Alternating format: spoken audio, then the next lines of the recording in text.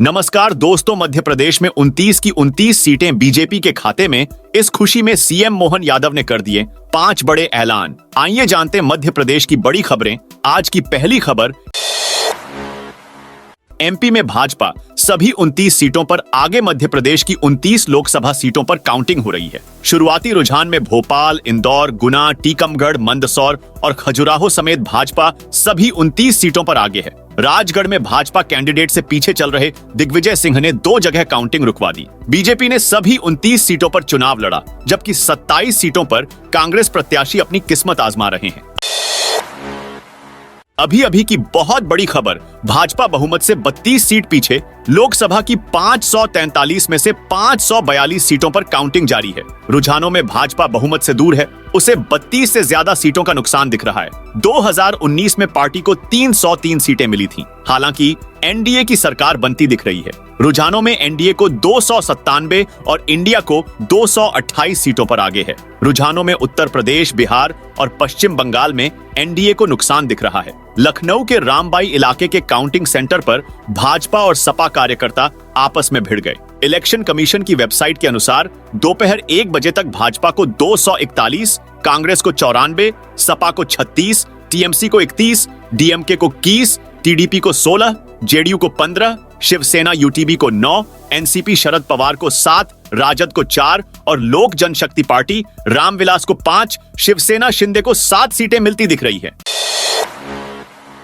Chhindwara Lok Sabha seat से भाजपा के बंटी साहू आगे। छिंदवाड़ा लोकसभा के लिए काउंटिंग चल रही है। यहां से भाजपा के बंटी साहू आगे चल रहे हैं। यहां से कांग्रेस के नकुलनाथ पीछे चल रहे हैं। बता दें कि मतगणना स्थल पर अधिकृत पासधारी व्यक्तियों एवं अधिकारी कर्मचारियों को ही प्रवेश दिया गया है। जिनको भी पास जारी किए गए हैं, किसी भी व्यक्ति को मोबाइल अथवा कैलकुलेटर ले जाने की अनुमति नहीं है। मीडिया पर्सन केवल मीडिया कक्ष में ही मोबाइल का उपयोग कर सकेंगे।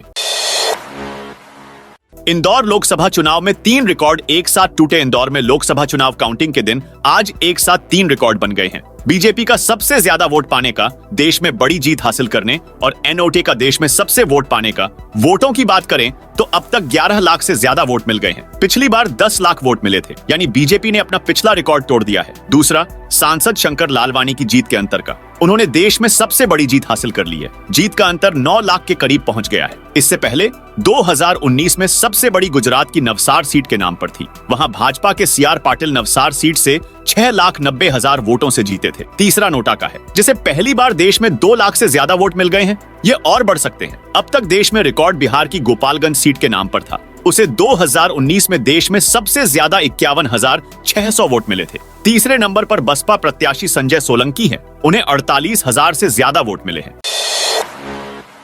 भोपाल, जबलपुर समेत 32 जिलों में आंधी बारिश। मध्य प्रदेश में अगले 3 दिन यानी 6 जून तक लू का असर नहीं रहेगा। मंगलवार को भोपाल, जबलपुर समेत 32 जिलों में आंधी और गरज चमक वाला मौसम रहेगा। कहीं कहीं बारिश भी हो सकती है। इससे पहले सोमवार को बिजावर, पृथ्वीपुर और खजुराहो सबसे गर्म रहे।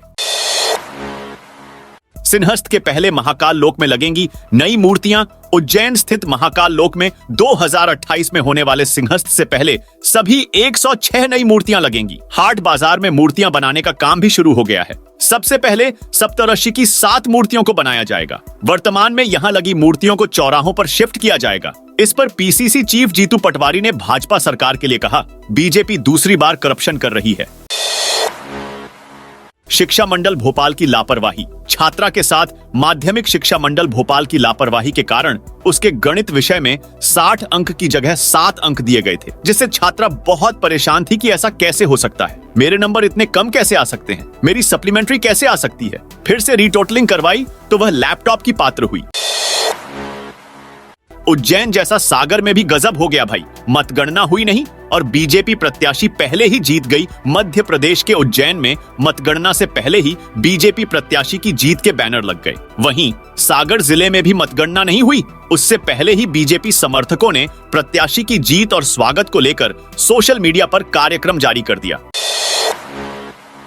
तीसरी बार मोदी सरकार बनी तो शिवराज, वीडी और सिंधिया को मिलेगी बड़ी जिम्मेदारी। लोकसभा चुनाव 2024 के एग्जिट पोल्स कह रहे हैं कि देश में प्रधानमंत्री नरेंद्र मोदी की लगातार तीसरी बार सरकार बनने जा रही है। प्रदेश में भाजपा 28 से 29 सीटें जीत सकती है। ऐसा होता है तो प्रदेश के 3 दिग्गज नेता केंद्र में बड़ी भूमिका में नजर आएंगे।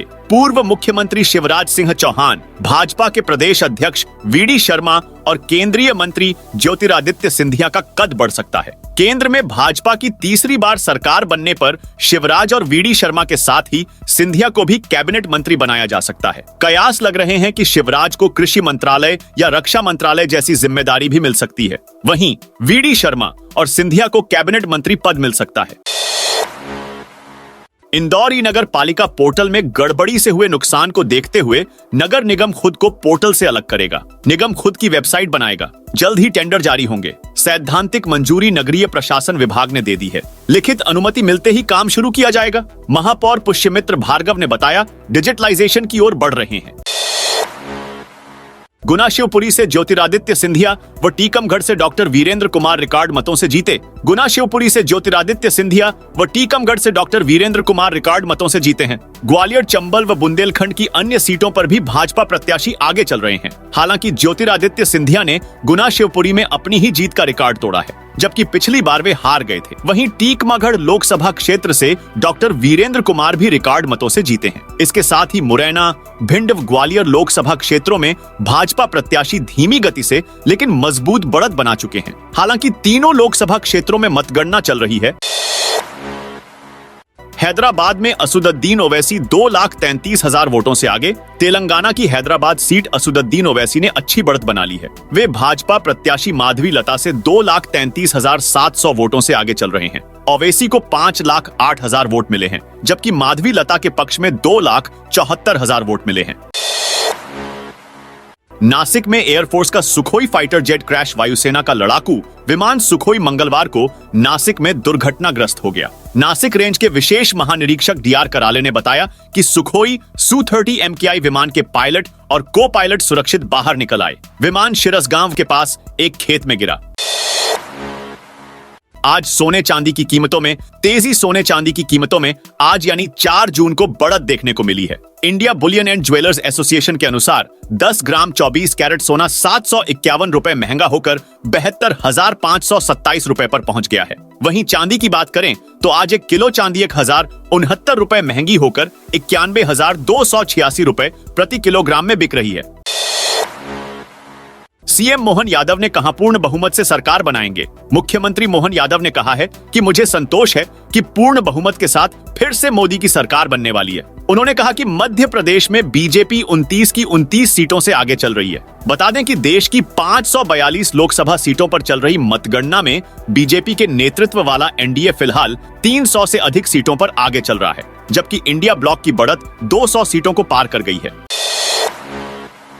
भाजपा सांसद प्रत्याशी ने कहा, स्वास्थ्य, शिक्षा और बेरोजगारी दूर करने करूंगी प्रयास। शहडोल लोकसभा क्षेत्र की भाजपा सांसद प्रत्याशी हिमाद्री सिंह ने मतगणना स्थल अनूपपुर पॉलिटेक्निक कॉलेज पहुंची, जहां उन्होंने जीत के बाद शहडोल लोकसभा क्षेत्र के विकास के लिए सबसे पहले कौन से कार्य प्राथमिकता के रूप में करेंगे, जिसका जवाब देते हुए उन्होंने कहा कि क्षेत्र के विकास के लिए पहले भी मैंने कोई कमी नहीं छोड़ी और जीत के बाद भी यह प्रयास जारी रहेगा। स्वास्थ्य, शिक्षा, रोजगार को लेकर के शहडोल लोकसभा क्षेत्र को सुविधा उपलब्ध कराना पहली प्राथमिकता होगी।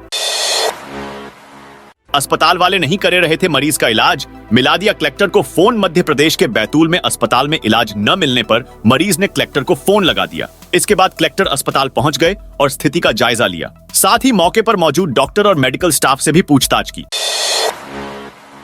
नरेंद्र मोदी नहीं बनेंगे प्रधानमंत्री। कांग्रेस के ट्वीट ने मचाई खलबली। मध्य प्रदेश कांग्रेस द्वारा सबसे पहले दोपहर करीब 12:30 बजे अपने सोशल मीडिया प्लेटफॉर्म एक्स पर पोस्ट करते हुए दावा किया कि नरेंद्र मोदी प्रधानमंत्री नहीं बनेंगे। यही नहीं, इसी के कुछ देर बाद दोपहर 12 बजे प्रदेश कांग्रेस ने एक और ट्वीट किया कि 100 की सीधी एक बात, मोदी का इस्तीफा किसी भी पल, बीजेपी बहुमत से हुई दूर। दोस्तों, यह थी मध्य प्रदेश की ताजा और बड़ी खबरें।